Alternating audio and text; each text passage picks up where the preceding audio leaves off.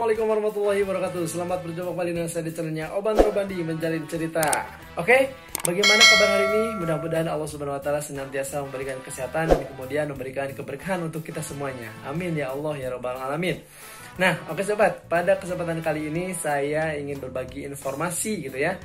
Meskipun di YouTube, insya Allah banyak banget ya konten yang sudah ada gitu ya sejak dulu. Nah, tapi saya kan berbagi pengalaman karena emang channelnya ini adalah kisah nyata, makanya saya ingin mengulang kembali informasi yang sudah ada di YouTube, tapi yang saya alami sendiri, yaitu di dalam rangka melaporkan pajak tahunan ya dengan memakai DJP online ya.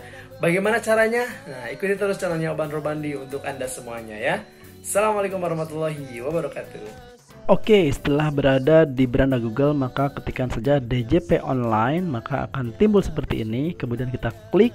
Nah, di situ akan melakukan login ya dengan menggunakan NPWP, tetapi passwordnya pastinya beda-beda sobat ya. Dan saya juga dirahasiakan passwordnya. Kenapa? Karena ini adalah akun pribadi. Begitupun punya sobat-sobat semua, jangan sampai orang lain tahu tentang passwordnya. Oke, nah baru dimasukkan kode keamanan supaya lebih aman. Nah, setelah itu baru klik login, maka akan tampilannya seperti ini sobat.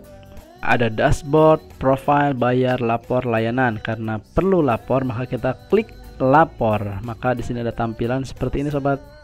Nah, ada e-filing, ada e-form. Pilih e-filing ya. Nah, kemudian setelah itu nanti ada tampilannya. Nah, ini kan arsip SPT yang tahun lalu nih. Nah, maka kita harus buat SPT. Maka akan tampil pertanyaan. Jawablah pertanyaan sesuai dengan keadaan kita ya. Kalau saya kan selalu tidak. Apakah Anda menjalankan usaha? Tidak, karena saya karyawan. Nah, begitupun pertanyaan-pertanyaan yang lainnya itu harus sesuai dengan kondisi dan keadaan sobat semua. Nah, di sini saya memilihnya memakai dengan panduan sobat ya. Bisa dengan bentuk formulir atau apapun. Kalau saya dengan panduan, maka SPT 1770S dibuat. Nah, di sini ada tahun pajak, kemudian diisi, kemudian status SPT-nya normal atau pembetulan. Kemudian di sini adalah lanjutkan atau selanjutnya. Nah, di sini ada pertanyaan lagi gitu ya. Ini fleksibel aja, silahkan diisi sesuai dengan keadaan dan kondisi sobat semua ya. Nah, karena saya mengecek dulu, maka di sini saya cek dulu ya untuk bukti potongnya. Nah, PPh 21 karena dari kantor kan udah ada tuh bukti potongnya, maka kita harus diisi sesuai dengan keterangan yang ada di form bukti potongnya sobat. Seperti itulah ya. Ini diisi sesuai dengan keadaan berkasnya juga. Nah, di sini isikan aja terserah sobat semua. Pokoknya kita lanjutin aja ya biar tidak terlalu lama dan monoton. Oke sobat, siap. Sobat, jadi setelah terisi semua, baru kita nanti akan mengklik ya. Di situ tombol simpan. Oke, tampilannya seperti ini. Nah, jadi yang tadi kita input masuk ke situ sobat tuh ya kan. Nah, kita geserin ya ke bawah ya. Nah, dan kalau udah benar nilainya, maka kita langsung klik tombol selanjutnya sobat ya. Pastinya di situ ada tampilan baru atau halaman baru nih, ada halaman 3 dari 18 sobat. Jadi intinya harus sabar dan harus memasukkan nominal sesuai dengan bukti potong yang diberikan dari perusahaan atau kantor ya sobat. Nah, seperti ini contohnya nih, masukkan penghasilan neto dalam negeri sehubungan dengan pekerjaan. Maka kita harus masukkan angkanya. Oke. Nanti setelah itu diklik aja selanjutnya sobat ya. Nah, maka akan ada tampilan pertanyaan lagi 4 dari 18 sobat. Kita pilih tidak karena saya tidak ya. Jadi disesuaikan aja pertanyaannya dengan keadaan di bukti potongnya sobat semuanya. Oke, selanjutnya. Nah, terus aja seperti ini sobat. Jadi di jawab semuanya pertanyaan yang berhubungan dengan bukti potong tersebut sobat. Nah setelah itu beres, nanti pertanyaan selanjutnya sampai beres pertanyaan tersebut ya kan. Nah ini kita sensor aja ya supaya tidak terlalu lama sobat. Maka tampilannya seperti ini sobat. Nih ada tampilan baru nih. Jadi di sini adalah halaman ke-8 dari 18 sobat. Jadi pertanyaan seperti ini. Ini juga sama diisikan sesuai dengan kondisi dan keadaan di bukti potong sobat semuanya. Oke. Terus aja sampai begitu ya, sesuai pertanyaan-pertanyaan dan jawaban-jawaban yang sudah ada di form bukti potongnya sobat. Jika bingung dengan harta yang dimiliki, maka kita coba tambah dulu ya. Nah, di sini isi harta baru atau new asset ya, sesuai dengan kondisi harta yang kita miliki ya. Nah, bagi sobat-sobat yang belum menikah atau jomblo, nah makanya di situ mungkin udah banyak hartanya gitu ya. Tetapi bagi sobat yang udah menikah tapi mohon maaf nih hartanya cuman misalkan beberapa aset doang ya, motor, mobil ya. Nah, makanya saya sebutkan bahwa harta yang paling berharga adalah keluarga. Cakakak.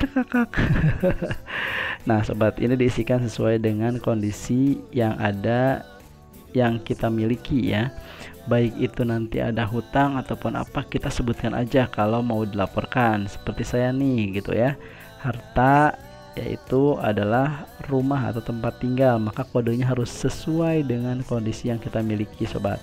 Nah di sini meskipun misalkan rumahnya cicilan ya tulis aja rumah harta kita, tetapi di situ ada keterangan dengan cicilan bla bla bla gitu ya, karena sekarang musimnya musim nyicil gitu ya. Mohon maaf nih sobat ya, karena saya mengalami seperti itu juga. Sebutkan aja harganya berapa di situ, nah nominalnya berapa, kemudian harta apapun itu harus kita tulis di situ ya. Baru kita simpan sobat, maka ada tampilan seperti ini ya. Jika sudah ada tampilannya, maka kita selanjutnya aja, lalu kita isi apakah Anda memiliki utang. Karena saya iya, makanya harus tulis iya. Nah di sini utangnya ya kelihatan. Di sini harus disebutkan utangnya berapa di input. Nah seperti itu sobat. Baru setelah itu ada tanggungan gak? Nah karena saya ada, maka kita isi gitu ya. Kemudian membayar zakat atau sumbangan yang lain? Tidak, karena sumbangan atau zakat mah hanya di masjid saja sobat gitu ya. Makanya saya nggak catat. Nah kemudian ada status perkawinan, kawin atau tidak kawin. Kalau kawin maka di sini harus diisi. Nah kakaknya tuh siapa? Nah, kepala keluarga pastinya laki-laki ya. Kemudian di sini isi tanggungannya ada berapa? Karena saya anaknya sudah 2, tetapi yang satunya masih belum diurus karena pandemi, maka yang diklaim hanya 1, yaitu cikal ya. Kemudian selanjutnya, lalu di sini ada tampilan seperti ini sobat. Sesuai dengan keadaan, karena saya tidak maka saya tidak. Kemudian ada pertanyaan lain, apakah Anda melakukan pembayaran PH pasal 25 gitu ya. Karena tidak, udah saja 0, biarkan saja. Lalu kita abaikan, lalu selanjutnya sobat.